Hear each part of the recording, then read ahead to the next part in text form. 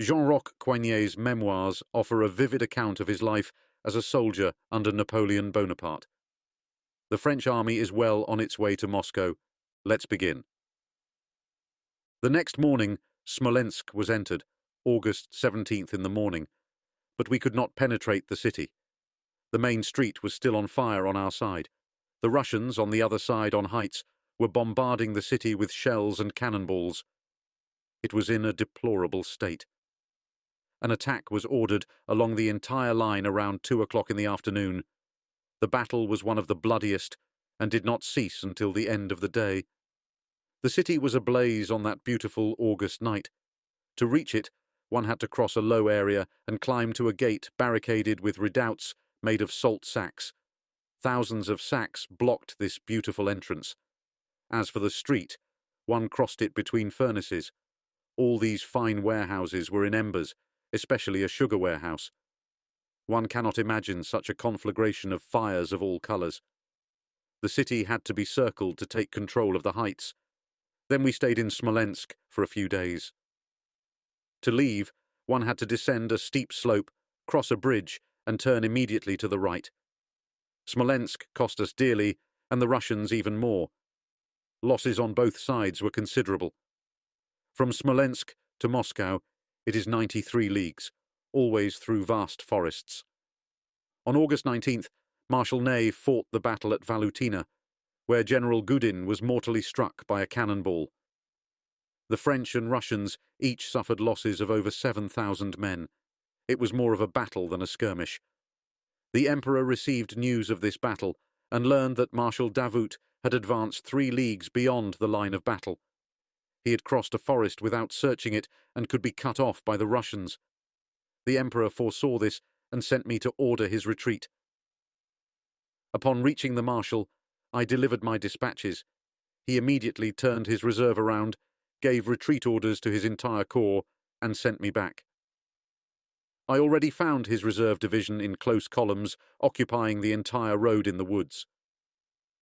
Unable to pass, I took a path on the left that skirted the road, galloped to get ahead of the retreating division, and fell amidst a Russian column crossing this narrow path. Seeing it in disarray, I did not lose heart, shouting in a stentorian voice, "Forward!"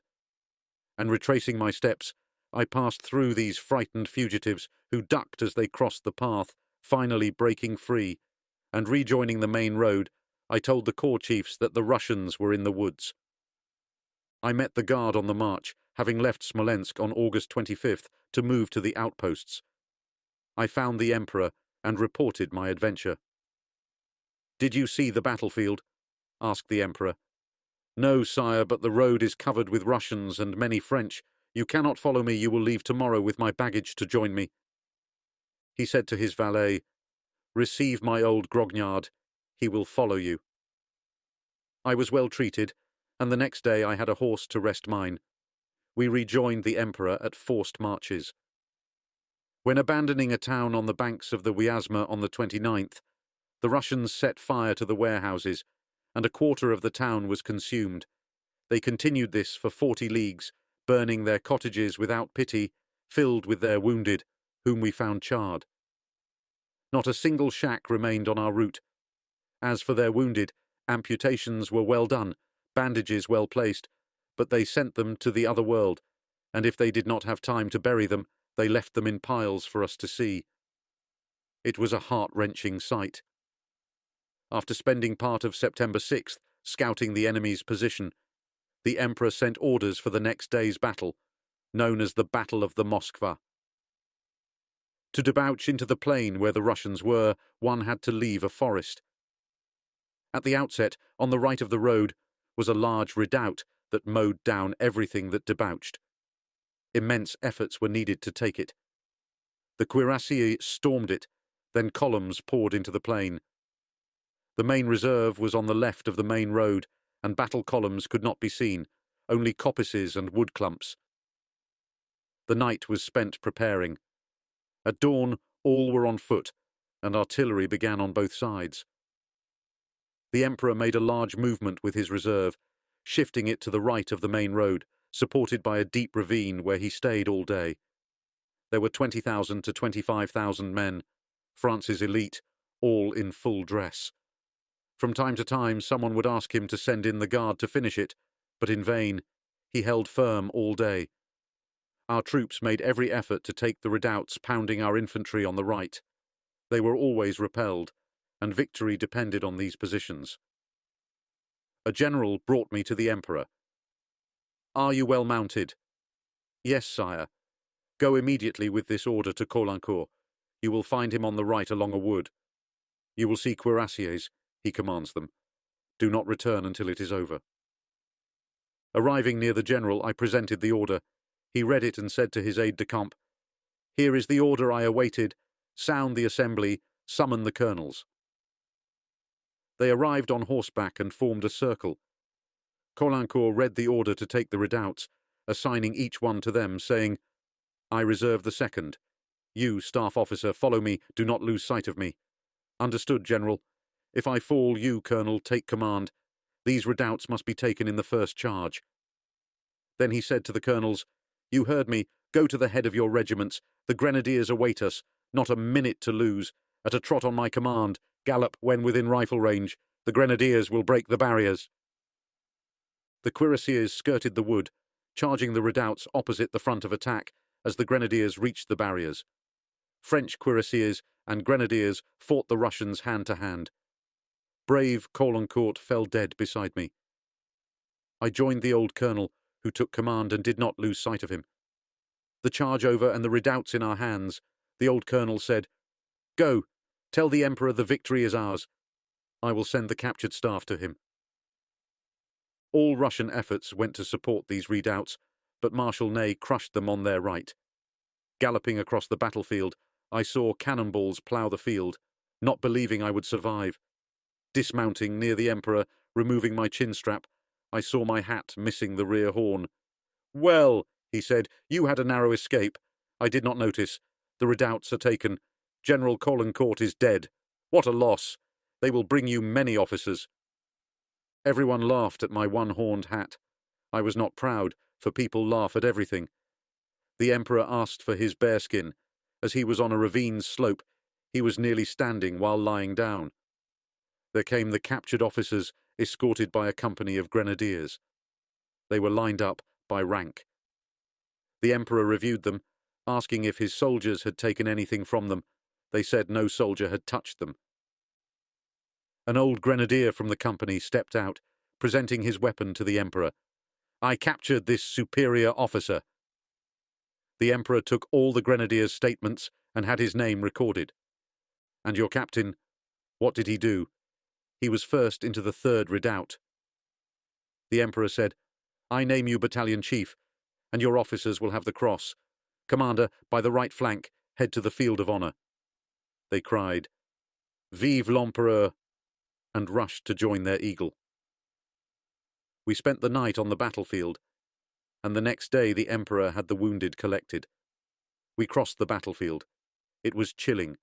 Russian rifles covered the ground. Near their large ambulances were piles of corpses. Limbs detached from trunks were in heaps.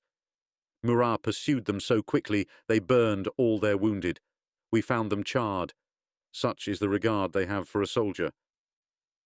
The Emperor left Mozhaisk in the afternoon of September 12th, moving his headquarters to Tartaki, a small village. Count Monthion summoned me. "You are lucky," he said. "The Emperor has designated you to join Prince Murat, who enters Moscow tomorrow. Come for the Emperor's orders." Arriving near His Majesty, "I have designated you to join Murat. Take 20 gendarmes, and upon reaching the Kremlin, inspect the vaults. Station the gendarmes at the palace exits. Monthion, give him your interpreter and my dispatches for Murat. Leave tomorrow morning." How proud I was of such a mission. At 10 o'clock I was near Prince Murat. I delivered my dispatches. "We are leaving," he said. "Follow me with your gendarmes." "Yes, my prince." "But you only have half a hat?" "The Russians needed it for tinder." He laughed heartily. "You are from the Guard?" "Yes, my prince, foot grenadiers." "You are one of our old ones. Order your gendarmes to be mounted at 11 to go to the bridge." Exiting the forest, an arid, sandy plain descended a steep slope facing a long bridge on stilts, dry. It served only for snowmelt. Near the bridge we found the authorities and a Russian general presenting the keys to the prince. After the usual ceremonies, the prince gave a diamond-encrusted box to the Russian general, and we entered a beautiful, wide street. We were preceded by 4 cannons, a battalion, and a cavalry picket. The people watched from windows. Ladies offered bottles, but no one stopped. We moved slowly. At the end of this immense street, we reached the Kremlin's foot. Climbing it is steep. It is a fortress dominating the city, divided into 2 immense parts, like 2 large lower cities. At the top, on the right, is the beautiful Imperial Palace. On the Kremlin square, to the left, a large arsenal. To the right, a church next to the palace, and opposite the square, a magnificent town hall. As we turned right, we were assailed by a hail of bullets from the arsenal's windows. We turned around. The doors were broken down. The ground floor and first floor were filled with drunk soldiers and peasants, resulting in a massacre. Those who escaped were put in the church. I lost my horse there. After this skirmish, Prince Murat continued his march, descended into the lower city to exit and head towards the Kaluga road. I left the prince at the Kremlin to carry out my mission. My interpreter led me to the magistrates to house my gendarmes and then introduce me to the palace. The interpreter said too much about me. They immediately offered refreshments, and that is where I first had tea with rum. A lodging was given to me at a Russian general's house, along with 4 gendarmes and the interpreter. I had guards accompany me to inspect the underground, then return to the palace. It was easy to get lost. I stationed my gendarmes and had them provided with food by the kind hosts who had received me. I was invited to a tabagie with my guide. I do not know if my one-horned hat impressed them, but they seemed eager to touch it and stared at it. Returning to the tomb of the Tsars, I was surprised to see at the foot of this gigantic monument a bell of immense height. It supposedly buried itself, falling from the top of the frame. The surrounding area was decorated to showcase this extraordinary monument. Bricks were arranged around it for viewing. I climbed into the emperor's tomb. I saw the bell replacing the one I mentioned. It was equally monstrous, its clapper unmatched. Thousands of names are inscribed on this bell. A beautiful street from the Kremlin leads to a boulevard. Rich palaces circle it. This part was not burned and became our refuge. Having completed my mission, I awaited the emperor in vain. He did not come. He established his headquarters in the suburb. The guard seized the palace, relieving my 4 gendarmes. Passing through the Kremlin square, I found soldiers carrying furs and bear pelts. I stopped and bargained for their fine pelisses. "How much for this one?" 40 francs. They were sable. I took it and paid the price. "And this bear skin, 40 francs. Here it is." What a fortunate find, these invaluable items for me. I left with my gendarmes to my Russian general's home. The emperor was forced to leave his suburban headquarters overnight to stay at the Kremlin due to the fire spreading in the lower cities. An immense effort was needed to ignite all quarters simultaneously. It is said all the galley slaves were involved, each with their street, setting fire from one house to the next. We had to flee to vast squares and gardens. 700 were arrested with torches, taken to the Kremlin's underground. The fire was terrifying, with winds lifting the palace and church roofs. People and troops were under fire. The wind was dreadful, carrying roofs 2 leagues. Moscow had 800 pumps, but they had been taken. At 11 at night, we heard cries in the gardens. Our soldiers were robbing women of their shawls and earrings. We rushed to stop the pillage. 2,000 to 3,000 women, grouped with their children in arms, watched the fire's horrors, and I can say I saw no tears. The emperor had to retreat on the 16th to establish himself a league from Moscow at Petrovskoy Castle. The army also left the city, abandoned to looting and fire. The emperor stayed 4 days at Petrovskoy, awaiting Moscow's fire to end. He returned on September 20th and reoccupied the Kremlin, spared from the flames. The main staff was at the Kremlin, and the small staff, including me, was near the ramparts, close to the Kremlin. I was an adjutant with 2 comrades under a colonel for hospital evacuations. We were housed with a princess, the 4 of us with our horses and servants. The colonel had 3 for himself, and knew how to use them. He sent us to the hospitals to evacuate the sick, but he never went. He stayed for his affairs, going out at night with his 3 servants and candles, knowing church paintings are reliefs on silver plates, stripping the silver, melting saints into ingots, selling to Jews for banknotes. He was a harsh man with a nasty face. We had thousands of bottles of Bordeaux, champagne, sugar, and brown sugar. Every evening the old princess sent 4 bottles of good wine and sugar. Her cellars were full of barrels. She often visited us. Her house was respected. She spoke good French. One evening the colonel showed us his purchases or thefts, as he was always out with his servants. He showed us fine Siberian fox furs. I imprudently showed mine, and he demanded to exchange it for a Siberian fox. Mine was sable, but I had to yield. I feared his revenge. He cruelly stripped me, selling it to Prince Murat for 3,000 francs. This church robber dishonoured the French name. I saw him fall dead, frozen near Vilna. God punished him, and his servants robbed him. All Moscow's hospitals are under round vaults. Russians and French died in these filthy places. Every morning, carts loaded with bodies had to be overturned into 20-foot deep pits. One cannot imagine such scenes. After the fire, a survey of burned houses was made. The number reached 10,000, and palaces and churches over 500. Only chimneys and large stoves remained. It was like a forest cut down. Only stumps left. One could plough it. No stones in the foundation. Palaces occupied half the city with parks, streams and greenhouses containing tall trees and winter fruits. That was Moscow's luxury. No one could calculate the losses. No one can see sadder sights. With my grueling service over, I had a few days' rest. My general said, "I attach you to me. You will not leave me. You will dine at my table. You have suffered in hospital evacuations. Rest." I was happy under such a general. My only concern was feeding our horses and dining.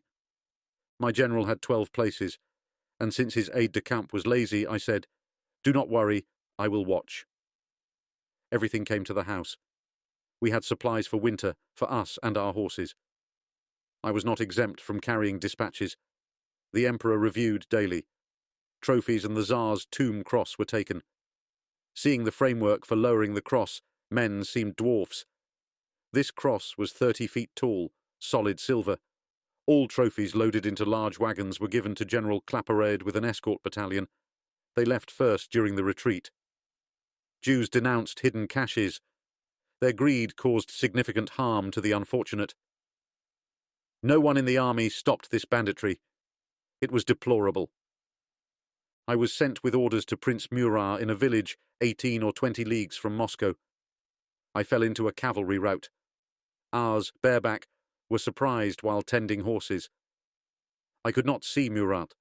He fled in his shirt. It was pitiful to see these fine cavalrymen fleeing. I asked for the prince. "He is captured," they said. They took him in bed. I could learn nothing. The Emperor knew immediately from Nansuti's aides-de-camp, and upon returning from this grueling mission, I found the army en route to rescue Murat. I was half dead. My horse could not walk. Luckily, my servant found 2 good ones, and I remounted. On October 24th, the Emperor witnessed the Battle of Malojaroslavets. We arrived on October 26th at the Luja Heights. The Emperor retrograded from Luja to Borovsk. On the 23rd, he ordered his house, offices and headquarters to leave Moscow and join him in Mojaisk. One cannot imagine the speed of execution. Preparations were finished in 3 hours. We reached our princess. There we found good horses hidden in a cellar. We mounted 2 fine ones, immediately hitched to a fine carriage. During this I prepared provisions. First, 10 sugar loaves, a large tea box, fine cups, and a pot for melting sugar. The carriage was full of supplies. This concludes the 10th part of the story. Thank you very much for listening. Please consider subscribing for more episodes.